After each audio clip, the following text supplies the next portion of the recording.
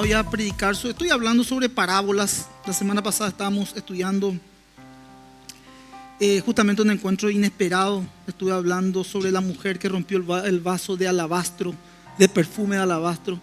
Hicimos un paralelismo entre los evangelios de Marcos, de Mateo y de Juan, y luego nos introducimos en una historia que parecían esas tres historias una misma, la que cita los cuatro evangelios, pero al fin y al cabo los tres, tanto Mateo, Marcos y Juan, hablaban de una mujer, quien era María, la hermana de Marta y Lázaro.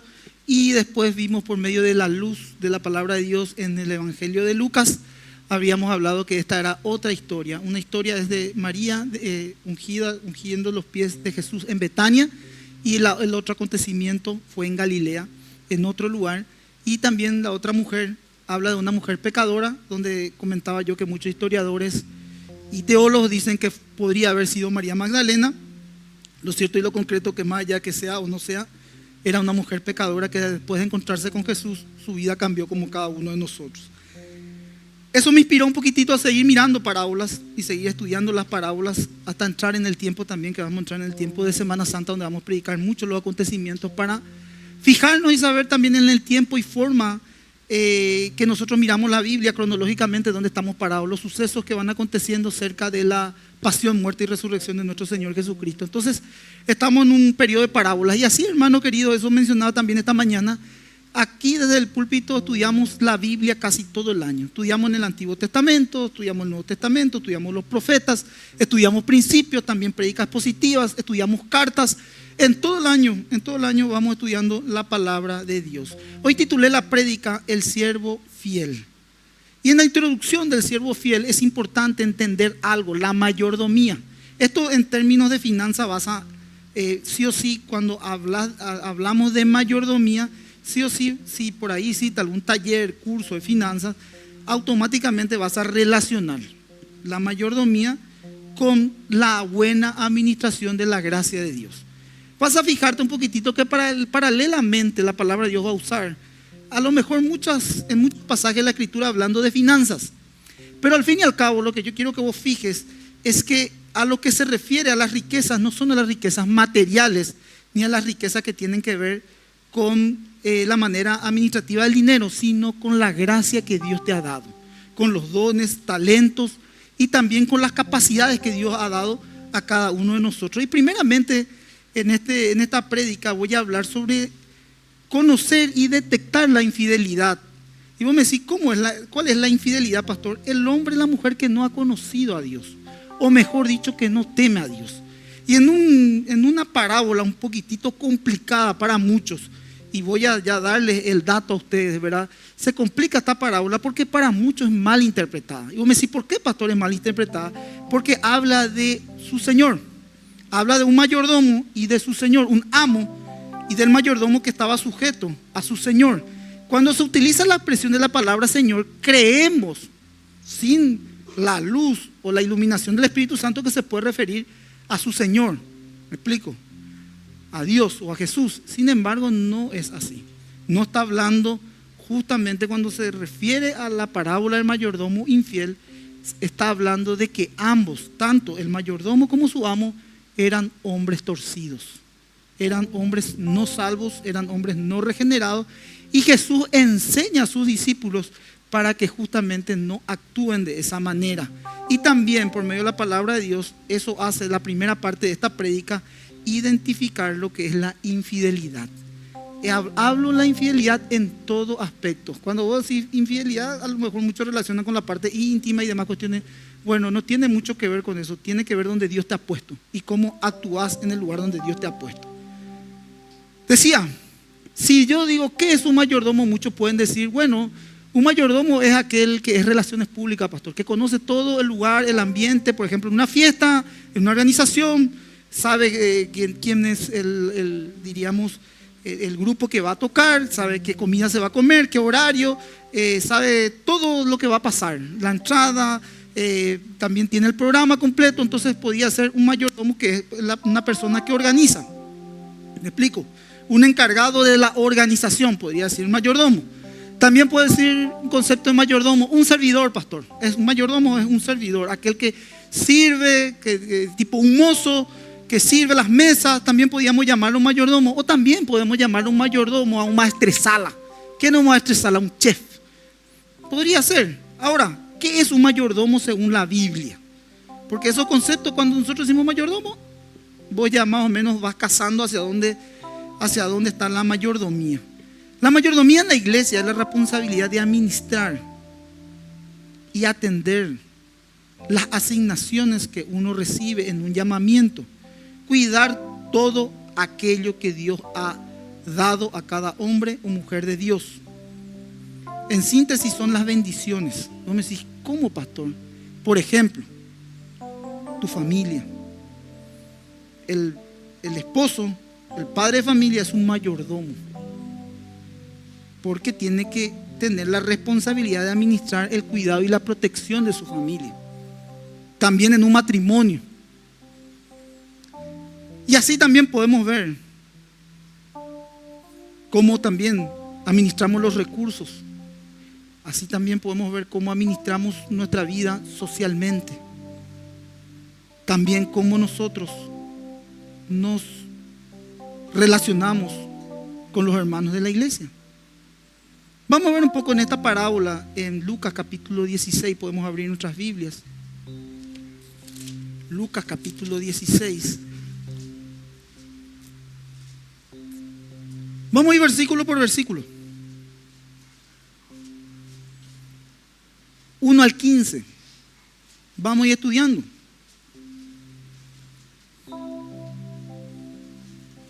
Dice la Biblia, capítulo 16, voy a leer el versículo 1. Dijo también a sus discípulos: había un hombre rico que tenía un mayordomo, y este fue acusado ante él como un disipador de sus bienes. Un mayordomo, decía yo, que era un siervo de confianza. Podríamos ver que en este pasaje de la Escritura literalmente era un gerente administrativo. Distribuía las tareas, suministros, manejaba los recursos de su amo, tenía a cargo los siervos de su señor. Era una persona de confianza. Tenía una autoridad delegada para tomar decisiones. Era un disipador de sus bienes. ¿Qué quiere decir? Que malgastaba los recursos que tuvo a su disposición. Podemos ver en esta parábola que se conecta con la parábola del hijo pródigo. Yo me decía, ¿por qué, pastor? ¿Qué tiene que ver aquí la parábola del hijo pródigo? Bueno, ¿se acuerdan que el hijo pródigo pide a su padre la herencia por adelantado? Y al recibir esa herencia por adelantado, ¿qué hace él? Empieza a malgastar todos los recursos que su padre le había dado. Desórdenes. Hasta que él, en un día de miseria, en un lugar de chiquero donde comía la comida de los cerdos impuramente, este hombre vuelve en sí y dice: volveré a la casa de mi padre, porque donde aún sus sirvientes o sus empleados viven y comen más dignamente de la vida que yo estoy llevando después de haber malgastado completamente todo. Acá podemos ver que en la parábola del hijo pródigo, cuando vuelve en sí, hay un arrepentimiento. Sin embargo, este era un disipador de sus bienes y de los recursos que su amo le daba. Su amo le dio una responsabilidad, confió en este hombre, y este malgastaba todo, reventaba todo lo que había, sin tener un arrepentimiento. Fíjense el versículo 2. Entonces le llamó y le dijo: ¿qué es esto que oigo acerca de ti? Da cuenta tu mayordomía, porque ya no podrás ser mi mayordomo. ¿Qué hizo? Le echó. Porque se dio cuenta de que había faltantes, se dio cuenta de que administraba incorrectamente los bienes y que no era responsable, no había una convicción misma de sus malos actos y hechos. Voy al versículo 3. Entonces el mayordomo le dijo: ¿qué haré? Porque mi amo me quita la mayordomía. Cavar no puedo, mendigar me da vergüenza. Por lo visto, este mayordomo era un poquitito fino, era exquisito. No quería trabajar, por ejemplo, empezar de cero. No quería empezar de cero. Él, por ejemplo, no quería perder su estatus. Él no quería, por ejemplo, decir: bueno, la verdad que maté mi testimonio. La verdad que no voy a poder conseguir trabajo después porque sinceramente soy un estafador y no estoy caminando correctamente y le fallé a mi amo. Voy a volver y voy a pedirle perdón por todo lo que hice y bueno, que me ponga ahí de ordenanza o de un lugar para poder empezar. No, él nunca quiso bajar. Y tampoco, al no querer bajar, tampoco dijo, bueno, quizá ninguna empresa me va a aceptar poder trabajar o mi currículum va a rebotar en todos lados porque tengo una mala reputación. Pero quizá puedo trabajar otra vez y empezar de cero como obrero, como un albañil o como un limpiador. Ahora, todo esto que yo estoy diciendo, hermano, lo digo y lo aclaro, que ningún trabajo es indigno. El trabajo para cada cristiano dignifica. El trabajo tuyo, mío, el trabajo de los hermanos, cualquiera sea la labor, oficio, dignifica. Y vos me decís, ¿por qué, pastor? Porque lo que más vale para un cristiano es trabajar honesta y honradamente y ganar lícitamente sus recursos. Que vos puedas dormir, por más que vos ganes tu sueldito mínimo o quizás menos el mínimo, que nadie pueda tener nada en contra tuyo. Y que vos puedas dormir con la conciencia tranquila, en paz, de que vos estás ganando honesta, honradamente y no le estás jodiendo a nadie. No hay mayor paz y precio. Yo eso decía hoy, que nadie puede comprar tu fe. Los valores intrínsecos que un creyente tiene, el dinero no puede comprar. Vos me decís, ¿y por qué, pastor? Porque tu integridad, pregunto, ¿se compra o se vende tu integridad? Claro que muchas veces somos seducidos por el dinero. Si yo preguntase aquí, ¿quién no quiere dinero? Todos queremos dinero. Y vos me decís, ¿por qué, pastor? Porque tenemos necesidades. Y las necesidades, sí o sí, necesitamos dinero para cumplir nuestros compromisos. Si vos me decís, no, yo, pastor, no quiero ningún dinero ni nada, bueno, dame a mí, yo sí necesito. Porque todos necesitamos.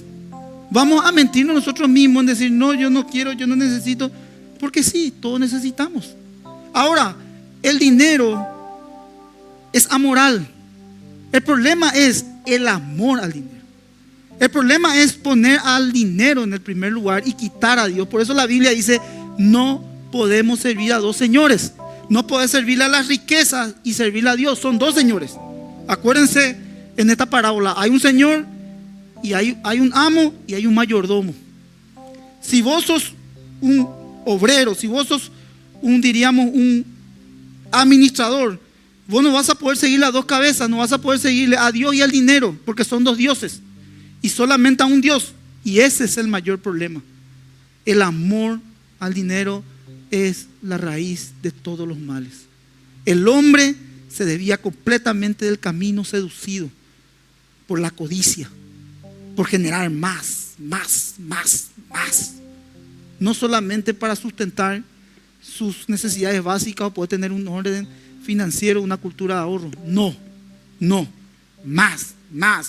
Mi pregunta nomás es, cuando partas de esta tierra, ¿vas a llevar todo lo que generaste? El libro de Job nos da una respuesta, hermanos. Todo tiene un equilibrio. Job, por ejemplo, enseña que desnudo él vino al mundo y desnudo fue a Dios. Dios me dio, alabado sea Dios. Dios me quitó, alabado sea Dios. Ese es el mayor problema. Y este hombre no quería empezar de nuevo. Este hombre no quería bajar su estatus, valga la redundancia. Este hombre amaba lo que hacía. Este hombre estaba planeando el famoso golpe. Voy a ver qué puedo hacer. Como tenía un corazón no regenerado y una mente, tampoco tenía la mente de Cristo, no habitaba en él el Espíritu Santo, entonces se movía naturalmente y craneaba mentalmente cómo hacer para volver, para que su amo le vuelva a conseguir otra vez el empleo. Estaba esclavizado a la riqueza, estaba esclavizado a lo torcido, estaba esclavizado en fundirle a la gente, estaba esclavizado en fundirle también a su amo.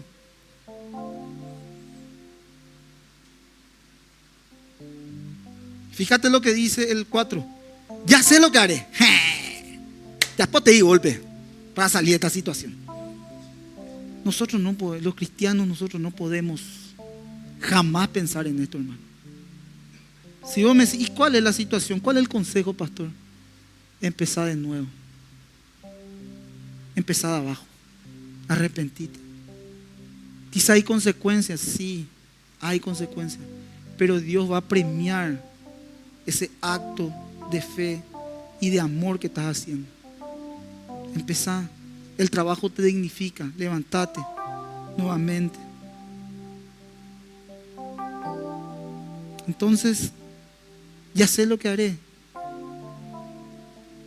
cuando se me quite la mayordomía y me reciban en sus casas. Este no se arrepintió ni tuvo remordimiento por sus acciones. Era un estafador calificado. Creía ser una persona inteligente, astuta, demasiado orgulloso para ser un humilde obrero y ganar lícitamente su dinero. No se avergonzaba de su deshonestidad. Fíjate lo que dice el versículo 5 y 6. Y llamando a cada uno de sus deudores de su amo, le dijo al primero: ¿cuánto me debes a mi amo? Él le dijo: 100 barriles de aceite. Y le dijo: toma 50. Siéntate pronto y escribe aquí. 50. Vemos el procedimiento que comenzó a utilizar para que los deudores le debiesen a su amo solo la mitad. De una forma parecida trató con el segundo deudor. Fíjate el 7. Y le dijo al otro: ¿y tú cuánto le debes? 100 medidas de trigo. Y le dijo: toma 50 y escribe 80. ¿Qué hacía él? Le decía: ¿cuánto me debes? Tanto. Bueno, te doy tanto, pero pone acá que te pagué tanto.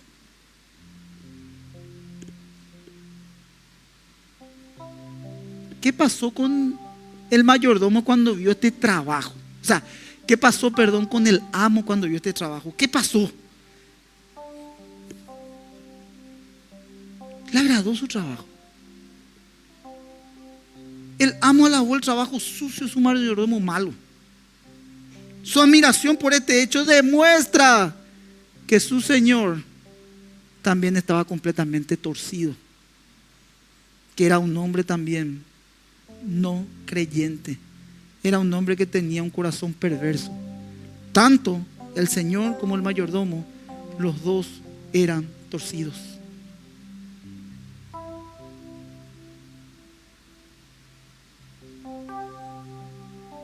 Esto demuestra que era un hombre perverso. Sus corazones estaban caídos, no regenerados. Tienden esos corazones a admirar la astucia de los villanos. Los personajes de esta parábola son injustos, corruptos. Es decir, muchas veces los incrédulos son mucho más sabios en los caminos en los caminos del mundo que algunos de los creyentes. Nosotros los creyentes somos hijos de luz, aparentemente, entre comillas les digo. Y les dice en el 9: yo os digo, ganad amigos por medio de las riquezas injustas, para que cuando éstas falten, os reciban la morada eterna. Esta afirmación es sorprendente. Se le refiere a la relación del creyente con las riquezas del mundo malo. Decía yo que el dinero en sí no es malo, simplemente es amoral. Es necesario, pero la felicidad no te lo da el dinero. El mayordomo utilizó el dinero de su señor para comprar amigos terrenales. Es decir, tendríamos que ser sabios en la manera de manejarnos. También dice en el versículo 10-12: el que es fiel en lo poco, también en lo más es fiel. Y que en lo muy poco es injusto, también en lo más es injusto. Si la riqueza injusta no fuiste fieles, ¿quién nos confiará en lo verdadero? Y si en lo ajeno no fuiste fieles, ¿quién nos dará lo que es vuestro? Esta aplicación enfatiza el hecho de la actitud frente a la administración en general. Es una prueba. Si uno es fiel donde Dios te puso y administra correctamente lo que Dios ha dado, entonces vas a ser fiel en las cosas mayores.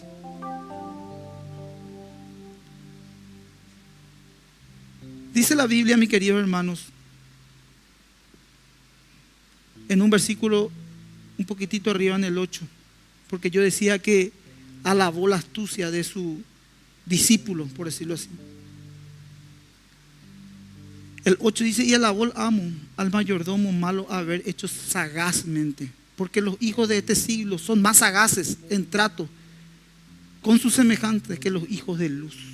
Y no puedo saltar esta parte de la explicación, porque yo te digo algo, hermano querido: quizás el mundo puede tildar a un creyente de ser tontito, bobito, sonso o débil. Pero hay un pasaje en la Escritura que es contundente cuando Jesús ora en Getsemaní, que está en el Evangelio de Mateo, donde con mucha ternura el maestro dice, él mismo viviendo en carne propia, porque él era 100% hombre y 100% Dios, luego de pedir a Dios que pase de él esa copa, que no se haga su voluntad sino la voluntad de Dios, y también pide a sus discípulos que puedan permanecer velando y orando, y no podían resistir porque ellos no entendían la responsabilidad con la que estaba cargando el maestro, y nada más y nada menos que iba a ir a la cruz para salvar a la humanidad. Y en ese contexto él dice, velad y orad, dice, porque la carne es débil. Y si el maestro con tanta ternura y con tanta sinceridad ora de esa manera, ¿cuánto más, mis queridos, nosotros vamos a entender esta porción de la Escritura donde, repito, este Señor estaba diciendo en la palabra, y eran palabras de Jesús, que los mundanos son más sagaces, son más astutos que los creyentes? Sin embargo, esto es un concepto falso. Y yo me decía, ¿por qué, pastor? Porque el cristiano, el hombre, la mujer de Dios, es un hombre valiente. Es un hombre, una mujer que lucha contra sus pasiones caídas. Lucha para no tener un corazón torcido como tenían esta gente, tanto su mayordomo y su amo. Por eso que Jesús le enseña a sus discípulos a no creer lo que el mundo puede decir de los creyentes. Por eso yo decía, y esto le alentaba hoy a los hermanos, le decía, es demasiado importante, mis queridos hermanos, en un mundo difícil, caído y torcido como es el nuestro, es demasiado difícil poder vivir en ambientes seculares, mundanos, porque esto nosotros entendemos, te absorbe. Pero vos y yo, y los que estamos en la palabra de Dios, somos luces en medio de esta oscuridad. ¿Qué yo te quiero decir? Quizás vos no tomaste la connotación o la responsabilidad que yo hoy te voy a hablar por medio de la palabra, pero yo te quiero decir algo, hermano. El lugar donde vos estás, Dios te puso para ser ahí de bendición, de luz. Por eso es que yo siempre digo a los hermanos cuando van a meter su currículum, cuando van a orar, o el lugar donde van a irse, no importa dónde vayan, el Señor les envía como ovejas en medio de lobos, dice. Y la expresión de utilizar lobos es querer apagar la luz que se enciende en tu vida, en mi vida. El lobo está ahí buscando como león rugiente a quien devorar, a las ovejitas. Pero las ovejitas también son astutas. Voy a decir, ¿por qué? Porque las ovejitas nunca andan solas, las ovejitas andan con el rebaño. ¿Y quién cuida a las ovejitas? El pastor es el que cuida de las ovejas. Entonces el lobo no puede atacarla porque están siempre todas juntas. Y donde vos vas con una cobertura. La gracia de Dios primeramente en tu vida, y también ser parte de una comunidad de fe. Entonces yo digo esto, y esta es mi oración. Donde el Señor te puso, sos una luz. ¿Por qué, pastor, soy una luz en ese lugar? Porque vos orás por tu trabajo. Porque vos debes de bendecir a tu jefe. Porque vos debes de hablar la palabra de Dios en ese lugar y pedirle a Dios la gracia de Dios, porque vos tenés que orar por tus compañeros. Porque vos sabés que sos un hombre, una mujer de Dios, que te fuiste a ese lugar para ser de bendición. Y cuando salgas de ahí vas a salir en bendición y te vas a ir a otro lugar y vas a bendecir, y otro hermano va a venir y va a bendecir ese lugar. Pero nosotros, el mundo caído, ¿qué pasa? ¿Cómo actúa? Se quejan de su jefe, se quejan de su sueldo, se quejan de su salario. Nunca hay gratitud. Siempre hay una insatisfacción constante. Sin embargo, un creyente, por eso hablaba yo de lo torcido, de lo no regenerado, hablo de los no creyentes. Porque esta primera parte de la prédica, esto todo habla de los no creyentes. Sin embargo, el creyente bendice. El creyente da gracias. El creyente no devuelve mal por mal, sino devuelve bien por mal. El creyente ora por su compañero, aquellos que le están persiguiendo, que le están serruchando el puesto. Uno tiene una identidad, sabe por qué está ahí. Ora por ese lugar. La gracia de Dios le abre puertas. La gente le quiere a ese hermano, a esa hermana. ¿Por qué? ¿Por qué le quiere? ¿Por qué? Porque Dios está con él. Porque Dios está contigo. Pueden haber montones de vendedores. Pueden haber 500 personas que ofrecen, no sé, en el rubro que vos estés. Pero ¿por qué Dios te da gracia a vos? ¿Por qué? Porque sos su hijo, sos su hija, sos una luz. Sos una luz. Pero ¿qué nosotros debemos hacer, hermanos? Orar en ese lugar y bendecir. Dios te llamó para bendecir. Dios te puso donde te puso para bendecir. En el lugar donde te ha puesto, te puso de bendición. Y créeme, mi querido hermano, que cuando entendés esto y empezás a aplicar esto, vos decís, yo no hago absolutamente nada, pastor. Pero sí yo una cosa sé. Me quiere mi jefe, me quiere mi jefa, me abren la puerta. Cada vez estoy más asentado en este lugar, cada vez con firmeza. Y la gente te va a querer. Así como te va a querer la gente, y como va a querer también gente honesta y seria en ese lugar, va a haber gente que tampoco te va a querer. Pero acordate de lo que te digo, no estés solo, no estés sola. Porque si no va a venir el lobo y te va a comer. Ese famoso juguemos en el bosque, mientras que el lobo no estés solo. Congregate. Busca a los hermanos para juntarte, estar en comunidad, estar en un mismo espíritu, estar en un mismo sentir. ¿Se entiende, hermanos? Bueno, ahí vamos a la primera parte. Para cerrar esta primera parte, dice, compraba amigos. Y muchas veces, esto sí ya hablo al pueblo cristiano, porque acá va a empezar ya la parte donde voy a hablar de vos. Decirle que está a tu lado, el pastor va a empezar a hablar de mí, porque voy a hablar del siervo fiel. Voy a hablar de un hombre o una mujer de Dios. Entonces la esposa le tiene que decir, va a hablar de vos porque vos sos un hombre de Dios, le tiene que decir a su esposa. Y el esposo a su esposa, pues son hombre y mujer de Dios. Pero antes de hablar, adelantarme, decía, compraba amigos. Y yo decía esto hoy. Yo me iba a poner ejemplo. Si yo, hermanos queridos, ustedes conocen como el sistema político, ustedes conocen en tiempo de elecciones, todo lo torcido que estamos todavía, necesitamos muchísimo todavía como país.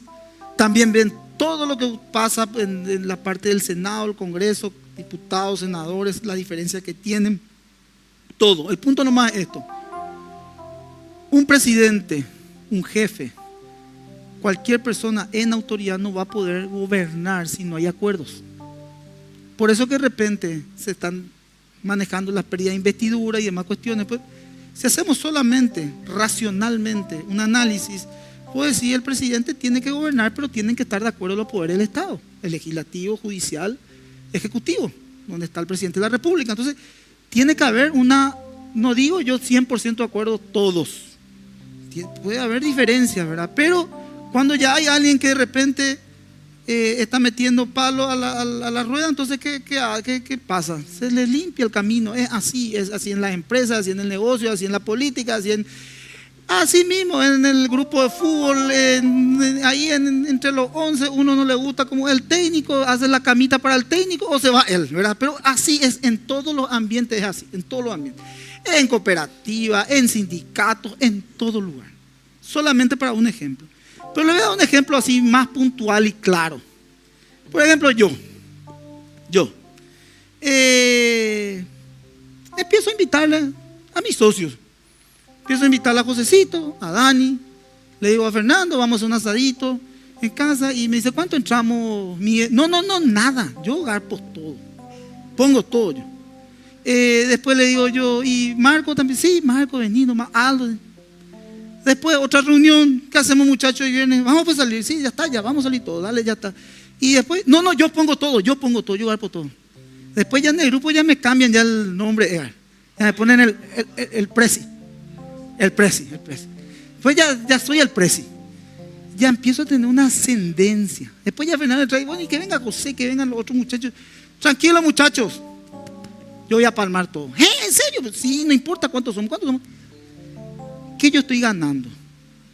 Estoy ganando una ascendencia. sobre las personas que dejan que yo les invite. Después ya viene otro, ya, un capo, por ejemplo, le pongo un hermano de ejemplo, Rey, bueno, ya se suma al equipo. Pregunto, si yo empiezo a tener esa conducta, si yo empiezo a actuar de esa manera, yo empiezo a ganar una ascendencia al dinero, hermano, aunque ustedes no quieran creer, es un amo. Y empiezo a tener una ascendencia sobre esas personas que yo estoy nombrando solamente como ejemplo. Pregunto, cuando verdaderamente haya una situación donde se ponga a la luz una cuestión, vos pensás, hermano querido, que a todo lo que yo estaba comprando, invitando, va a levantarse y va a decir: yo estoy en desacuerdo contigo. Si yo le banqué en todo ese tiempo, laburo, contacto, tranquilo, déjame a mi carro, voy a levantar el teléfono y... ¿Ya está trabajando fulano? Sí, ya está trabajando, espectacular. Y fulano no está todavía con trabajo. Bueno, y vamos, no, yo pregunto, ¿vos pensás que esa persona después, bueno muchachos, tengo esta idea, pongo acá delante de ustedes? Sí, claro, metele para adelante. Ni van a pensar, porque no van a querer que se le corte el chorro. Y van a decir: no, presidente, votamos todito por Miguel presidente, el presi. Muchas veces así se maneja. Esto se maneja así. Yo, mi querido hermano, en mi vida, en mi poca formación, lastimosamente tuve que perder amistades. Habían hermanos, compañeros de la vida muchas veces. Y cuando se sentaban, ponían delante tuyo una rica cenita, una buena bebida, un buen pasar, pero te ofrecían ahí querer manejarte. Y gracias a Dios, mi querido, por medio de esta formación, de esta lectura, de esto que estoy explicando hoy aquí, el Señor me dio autoridad de poder decir no y poder dormir tranquilo. Y sé que vos también a lo mejor ya tuviste esa oportunidad, porque quien debe de gobernar tu vida, hermano, hermana, no debe de ser un hombre, debe de ser Dios. Con esa introducción voy a la segunda parte. Estamos aprendiendo, gente. ¿Verá qué pasa esto, el precio y toda esa onda?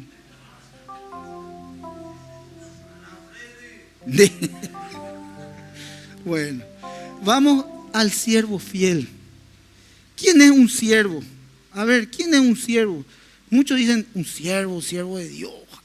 No, fíjense. ¿Qué significa un siervo del Señor?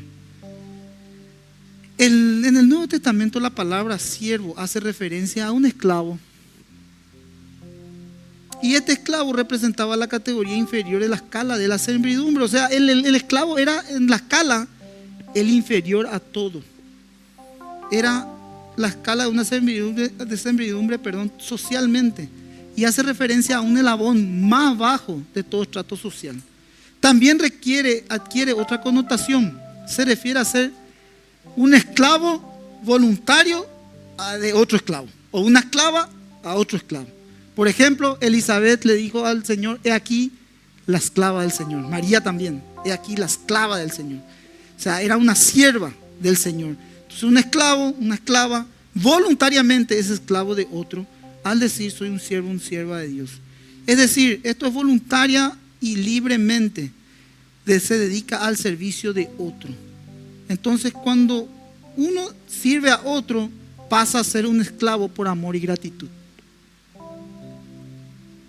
De esta manera nosotros pasamos a ser esclavos de Jesucristo. Es una esclavitud que nos bendice y bendice a los que nos rodean. Antes de ser esclavos, fuimos también esclavos de Satanás. ¿Sí o no? Porque estamos anclados y ligados a las pasiones del mundo. De manera a que al ser comprados por Cristo, somos esclavos voluntarios y agradecidos. Santiago 1:18 no hace falta que lo busquen. Él dice: el de su voluntad nos hizo nacer por la palabra de verdad para que seamos primicia en sus criaturas.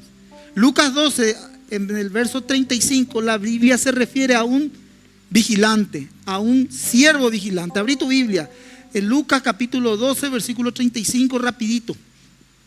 Vamos ahí entrando en la recta final. Lucas 12:35 se refiere al siervo vigilante. Dice la Biblia: estén ceñidos vuestros lomos y vuestras lámparas encendidas. Y vosotros sed semejantes a los hombres que aguardan a que su Señor regrese de las bodas, para que cuando llegue y llame, le abran enseguida. Estén preparados con las lámparas encendidas. Las lámparas encendidas tienen que ver con tu vida espiritual, con esa antorcha. Tiene que ver con la oración, estar en constante oración. Los siervos, esclavos, eran responsables de recibir con las antorchas encendidas la luz, acordate, la sal y la luz del mundo. El 37 leo: bienaventurados aquellos siervos que a los cuales su Señor, cuando venga, los halle velando. De cierto, cierto digo que se ceñirá y hará que se sienten a la mesa y vendrán a servirles.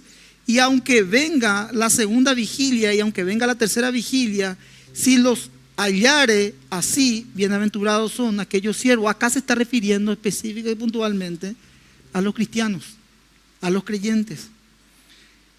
El profeta Ezequiel habla de los atalayas. ¿Qué es ser un vigilante? Un vigilante, un atalaya, es aquel que se paraba en una altura y observaba y miraba cuando el enemigo venía ante el pueblo y avisaba a todo el campamento que los enemigos venían para atacarlos. Entonces, un atalaya es aquel que es un guardia, aquel que vela por la seguridad espiritual del grupo, del campamento, de la gente. Entonces, el Señor utiliza esta expresión al pueblo creyente de estar atento, mirando, avisorando, estando atento en oración, velando, dice la palabra de Dios. Velando es clave, es estar apresto, es estar atento en todo tiempo. Se ceñirán y harán que se sienten a la mesa y vendrán a servirle. Es decir, tomará el papel de siervo y de sierva. Es una afirmación extraordinaria que presenta a Cristo en su ministerio de servicio a los creyentes. La segunda vigilia, ¿cómo es la vigilia, pastor? ¿Cómo? La vigilia es un tiempo donde te apartás para justamente reflexionar y orar a Dios. Son horas. Pueden ser un poquitito largas o pueden ser cortas. Acá se está refiriendo, por ejemplo, a las 9 de la noche hasta la medianoche. La segunda vigilia. Entonces, la segunda vigilia, unos hermanos van a empezar a orar, a estar atentos y a orar. Y van a orar en la segunda vigilia. ¿Cuál es la segunda vigilia? De las 9 de la noche hasta las 12. Y la tercera, desde las 12 hasta las 3 de la mañana. Debemos entender que velar significa guardar, cuidar solícitamente algo valioso. Y más que nada, es nuestra vida espiritual ante el regreso de nuestro Salvador. Yo mencionaba este pasaje de la Escritura ya en Getsemaní, donde decía esta oración, esta súplica conmovedora de Jesús: velad y orad para que no entréis en tentación. El espíritu de la verdad está dispuesta, pero la carne es débil. Acá justamente el Señor mismo habla de la valentía del cristiano, de pelear contra sus debilidades, contra sus pasiones, de poder pelear por su santidad, de huir de las pasiones perversas, de buscar por sobre todas las cosas encontrarse con su Creador, de luchar y pelear para ganar espiritualmente o terrenalmente, por decirlo así, los aires del lugar, de la casa donde Dios te dio, del trabajo donde Dios te dio, de tu matrimonio, de tu familia, de tus compañeros, de tu grupo, de alguna persona que vos le querés o de algún familiar. Entonces, ¿qué vos estás haciendo? Vos estás velando, estás orando para ver el favor y la gracia de Dios. Decía que es una súplica conmovedora y de mucha ternura que expresa Cristo, porque Cristo reconoce las debilidades humanas. Él mismo, sin haber pecado, lleva a la búsqueda de Dios. Él dice: oren y velen para no caer en tentación. Lo que pasa es que el creyente cayó en la tentación y ahí, cuando ya entró la tentación. Sin embargo, antes de esa tentación, antes te viene hacia la mente una palabra. Está a punto de quitar ahí la UCI ametralladora. Antes de eso, orá. Lo que pasa es que ya entró la tentación y ahí tengo que decir. Y te aguantás y después reventás mal. Entonces, antes de que la tentación entre, justamente para que no entre esa tentación, dice: velad y orad. Sin embargo, nosotros ya entró la tentación y ahí es muy difícil concebir victoria. Aunque Santiago nos da una herramienta también bastante difícil. Dice: resistid y el diablo huirá de vosotros. Pero cuando entró la tentación ya es difícil, hermano, atajar tu boca. Ya es muy difícil de tu conducta misma. Ya es muy, muy, muy difícil. Por eso el Señor hace esta oración y una súplica conmovedora, vale la redundancia, de ternura, y expresa reconociendo las habilidades humanas. El Espíritu te lleva a la búsqueda de Dios, y también cuando vos estás orando y estás velando, pecas menos. Cuando vos dejas de orar, cuando vos te das la carne, pecas más. Vos no estás velando, no estás orando, y la carne estira el pecado. Es lo mismo que yo les diga a ustedes: no, ponerle nomás la carne al gato, total no va a comer. Ponerle un poco la carne al gato, vamos a ver si no come. El famoso embaracayazo Oni. Va a comer, mi querido, el gato. Así también somos nosotros. Es una oración demasiado sincera la que Jesús hacía en Getsemaní, este hombre de Dios, nuestro Salvador. Bueno, hermanos, el versículo 40. Acá entra Pedro.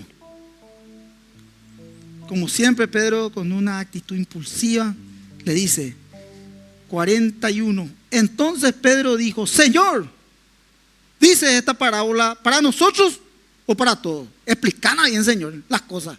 ¿Esto es para nosotros, solamente para los discípulos, o es para todos? Y el Señor, con un carácter apacible, con mansedumbre, mostrando las capacidades que tenía de maestro, como un padre, le enseña y le dice: y dijo el Señor: ¿quién es el mayordomo fiel y prudente, a la cual el Señor pondrá sobre su casa, para que a tiempo les dé su ración? Bienaventurado aquel siervo al cual cuando su Señor venga, le halle haciendo así. En verdad os digo que lo pondrá sobre todos sus bienes. Cristo no le da una respuesta directa a Pedro, pero sí la parábola era para ellos y para todos los creyentes. Le dio a entender que estas verdades se aplican para todos los creyentes, y le dice: ¿quién es el mayordomo fiel y prudente? Representa a un creyente genuino que administra correctamente las riquezas espirituales que Dios lo ha puesto a cuidado para beneficio de otros, y el manejo cuidadoso del patrimonio de su amo. Fiel es el deber de la mayordomía espiritual, que traerá como resultado honra y recompensa. Un siervo fiel es firme, constante en sus afectos, ideas, obligaciones, y cumple con sus compromisos hacia alguien o hacia algo. Muestra un apego y una sumisión hacia su dueño. En este caso, mis queridos hermanos, vos decís: ¿quién es un siervo fiel, pastor? Un siervo fiel es aquel que renuncia a sus propios deseos por sujetarse a la palabra de Dios. Se niega a sí mismo y trata de cumplir y obedecer. No es perfecto, no es perfecta, pero sabe cuando hace mal las cosas, busca sincera y rápidamente el arrepentimiento, y como sea busca sujetarse a la palabra de Dios. Por más de que caiga en debilidades reiteradas veces, hay un corazón dispuesto, hay un corazón sincero de esa búsqueda genuina a Dios. Es un siervo fiel. Un siervo fiel es aquel que sirve a otro. Un siervo fiel es aquel que está en constante servicio. Por ejemplo, me voy a poner de ejemplo a José, con Josecito. José es un hermano de gran estima, es mi amigo. Pero vos sos su pastor. Sí. Pero él es un esclavo de Jesucristo, es un siervo. Yo soy un esclavo de Jesucristo, soy un siervo. ¿Qué nos diferencia a nosotros? Ante Dios, los dos somos iguales. ¿Cómo yo me gano el respeto? ¿Cómo yo me gano la autoridad con Josecito? Sirviéndole. Si yo le sirvo a él constantemente y estoy atento a sus necesidades, estoy orando con él, le acompaño a él, oro con él, y él ve también en mí una conducta, un carácter también apacible. Entonces, ¿qué yo me estoy ganando con Josecito? Me estoy ganando el respeto, me estoy ganando autoridad. Y yo veo también a Dios en su vida y él ve en mi vida. Él es un compañero. Pero vos sos su pastor, ¿sí? Pero yo como colega, como hermano, yo tengo que estar al servicio de él, porque yo tengo que estar anclado a Cristo. Y al estar anclado en Cristo, yo soy esclavo de Cristo. Y él también es un esclavo de Cristo. Y así se forma algo que es fundamental entre los hermanos de la fe: el respeto. El respeto. Y no es un respeto que demanda, es completamente distinto que yo le diga: José, yo soy tu pastor y tenés que respetarme, José. Te guste o no te guste, yo soy. Y con arrogancia y con orgullo le digo: no vaya a querer sobrepasar mi autoridad de mi taí. Porque llega a pasar la autoridad y no tener los derechos ni nada, y no vas a lo servir acá ni nada. ¿Qué va a tener él? Heridas y grietas en su corazón. Pregunto, yo voy a ser un ejemplo para él, un padre para él. Yo voy a ser un hermano para él. Él va a poder confiar en mí. Él va a venir a mí por temor, no por amor. Es el amor de Cristo incondicional. Por eso yo le decía esto hoy a una hermana, le decía justamente: jamás, mi querida hermana, yo voy a actuar de una manera que te pueda dañarle, en el sentido de que vos podés confiar como un papá, como un padre, de que acá las cosas que vos decís no van a salir. Si sale, va a salir porque, no sé, le contaste a otra persona, cae, pero de mí no va a salir. Porque si llega a salir, yo mismo fundo mi testimonio. Y yo no soy así. Nunca, gracias a Dios, hasta hoy el Señor me ha guardado. Hasta hoy me ha guardado. Y le pido a Dios ser una tumba. Y vos me decís: ¿cómo vos podés, pastor? ¿Cómo hiciste? Anteriormente en mi formación, cuando yo era consejero, hacía 8 o 10 consejerías por día. Escuchaba los problemas de la gente. Ustedes, mi querido hermano, son todos hombres, mujeres de Dios, siervos de Dios. No tienen casi problemas, yo sé, porque son gente de bien. Pero en aquel tiempo sí. Y yo escuchaba y le tenía que aconsejar acá allá. Y después una vez me empecé a cargar. Y de rodillas le pedí a Dios y le dije esto: Señor, ayúdame. Yo sé que vos me llamaste. Y yo te pido algo, Señor: que cuando salga el hermano o la hermana después de hablar de sus cosas, yo me olvide. Poné, Señor, una limpieza en mi mente y mi corazón para no yo cargarme y llevar a mi casa, o con mi esposa, o con mi hija, o que yo pueda separar esas cosas. Y el Señor me dio. Y cuando venía así después el hermano o la hermana a contarme otra vez: ¿vos no te acordás que yo te conté esto? Espera un poco, contame otra vez. No es porque, sinceramente le digo, no es porque no le atendí o porque me estaba hablando, yo estaba pensando en Boca River. No es por eso. Es porque yo le pedí a Dios, porque hay demasiada información que de repente un líder espiritual recibe y carga con las situaciones de la gente. Entonces yo le pedí al Señor poder olvidarme. Esto mi esposa sabe. Ahora, termino, conclusión. Pablo le dice a Timoteo en 2 Timoteo 2, 24 al 26, la característica de un siervo fiel. Dice la Biblia: porque el siervo del Señor no debe ser contencioso, sino amable para con todos, apto para enseñar, sufrido, que con mansedumbre corrija a los que se oponen, por si quizás Dios le conceda que se arrepientan para conocer la verdad y escapen del lazo del diablo en que están cautivos a la voluntad de Él. Fíjense, primero que nada, el esclavo de Cristo, vos y yo, no debemos de ser contenciosos, sino amables para con todos, aptos para enseñar. Y algo que tiene que ser un siervo de Dios, un esclavo, esclava de Dios, es sufrido o sufrida. Sí o sí, mi querido. Y cuando habla de apto para enseñar, es por eso que es muy importante poder aprender correctamente la Biblia para después poder enseñar también correctamente. Por eso habla de la mansedumbre, porque hay veces que de repente hay gente que se manifiesta por medio de las Escrituras. Viene completamente arraigado con conceptos del mundo y viene a la iglesia y quiere empezar a vivir como vivía en el mundo en la iglesia. Y trae esos conceptos, esa filosofía en todo aspecto. Hablamos en relaciones de amigos, en relaciones también de noviazgo, de pareja, en relaciones, diríamos, así mismo como decía, como se conducían en su grupo en el mundo. Y la iglesia completamente se opone a lo que es el mundo. La iglesia es completamente distinto al mundo. La iglesia no tiene absolutamente nada que ver con el mundo, no tiene parte con el mundo. Es completamente distinto. Por eso es que uno debe de ser, para poder enseñar, tiene que ser apto, tiene que pasar por procesos y también tiene que tener la capacidad de invertir tiempo en las Escrituras. Invertir tiempo en aprenderla, invertir tiempo en que esa escritura también se haga rema, pasar los procesos.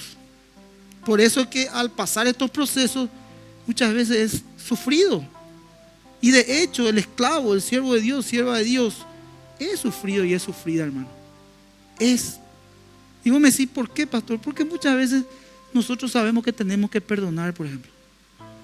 ¿Verdad que sabemos? Acá estamos todos siervos y siervos de Dios. Cuando vos le decís siervo a Dios, no es que vos le estás halagando, vos le estás diciendo, sos un esclavo y una esclava de Jesucristo, renunciaste a tu vida, a tu deseo y al mundo por amor a Dios. ¿No sos un valiente, una valiente de Dios?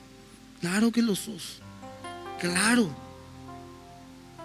Y al renunciar a esos deseos, a esas pasiones, claro que hay un sufrimiento. Pues vos me decís, yo, qué gusto que da perdonar. Difícil de perdonar. Yo hablo sinceramente cuando te hicieron el mal realmente. Y vos decís, tengo razón, Señor, no le quiero perdonar. Yo te estoy hablando así un agravio grosso. Pero vos sabés en tu corazón que por amor a Cristo debes de hacerlo. Por lo menos con un acto, un paso de obediencia. No en tu carne, pero sí en el Espíritu. Y sabés que tenés que dar ese paso de fe porque Dios te ha perdonado. Y si Dios te ha perdonado, ¿quién sos vos para no perdonar? Decía yo la semana pasada, si vos no perdonás, Dios no te perdona. Entonces vos decís, yo quiero ser perdonado y tengo que perdonarlo. Ahora te pregunto, en ese proceso he sufrido. Es un ejemplo nada más. Hay sufrimiento. También hay dolor, porque una muerte que trae dolor. Y también al morir a las pasiones carnales antiguas, al morir duele. Hay una tristeza que te lleva al arrepentimiento. Hay tristeza, hay sufrimiento, hay dolor. Es inevitable. Pero Dios nos bendice. Entonces, la característica de un siervo es que no debe ser contencioso, de que debe ser amable, de que debe ser apto para enseñar, de que debe ser manso y también corregir en mansedumbre. Un siervo o una sierva de Dios fiel debe ser un hombre o una mujer con frutos espirituales. Por eso en la parábola de los talentos el Señor dice en Mateo 25:21, y su Señor le dijo: bien, buen siervo fiel, sobre lo poco me has sido fiel, sobre lo mucho te pondré, entra en el gozo de tu Señor. Amén, hermanos.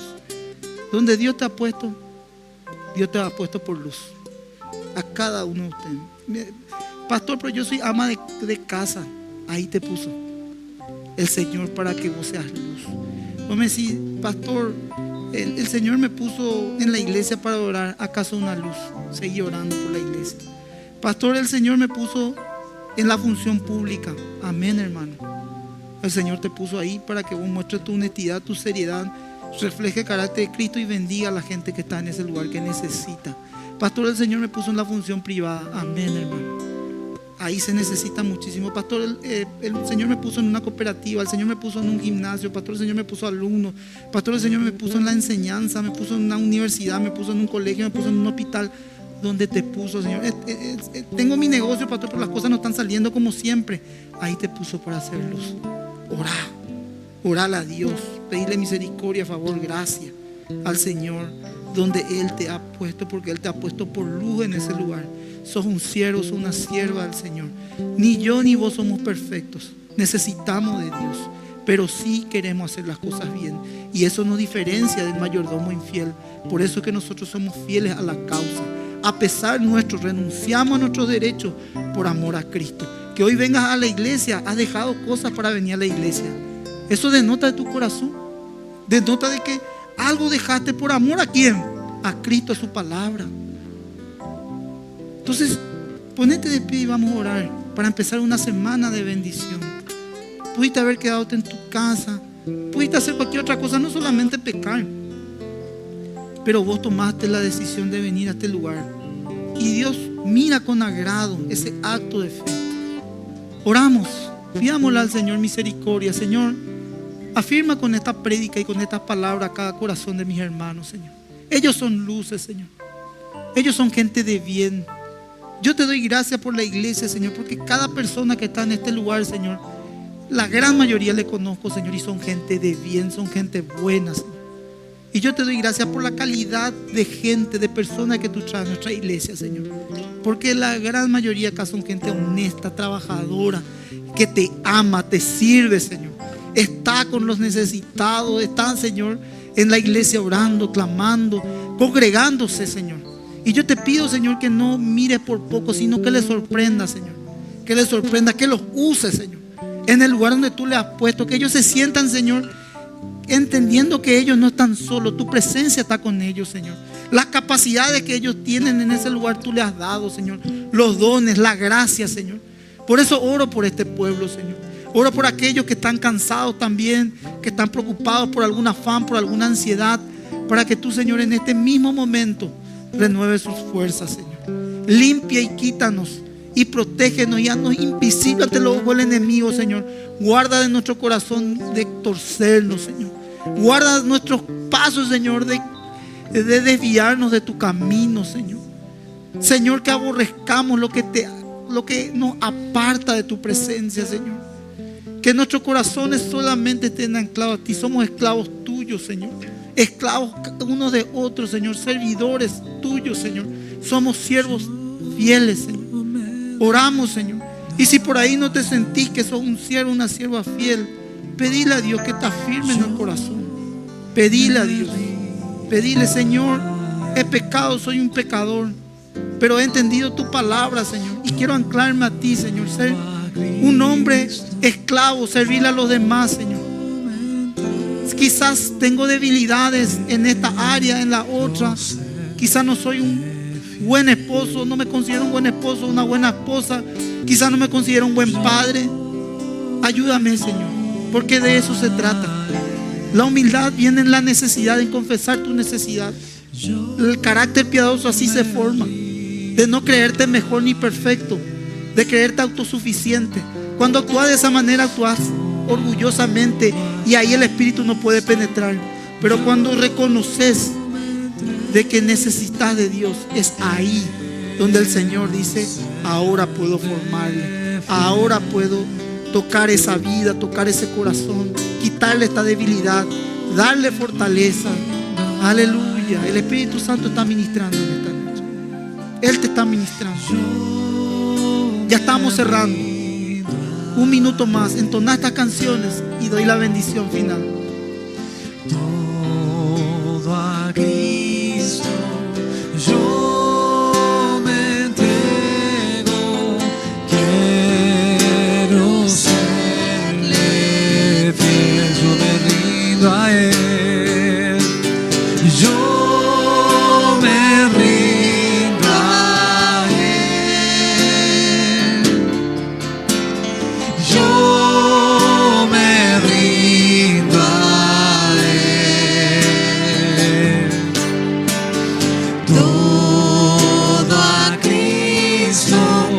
yo me entrego, quiero serle fiel. Oro por el pueblo.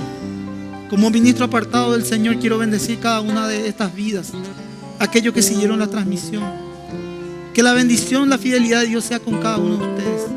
Oro para que sea mañana un comienzo de semana distinto. Que esta semana veamos el resultado de venir a la iglesia, de congregarnos los domingos. Que la bendición de Dios sea en el nombre del Padre, del Hijo y del Espíritu Santo con cada uno de mis hermanos.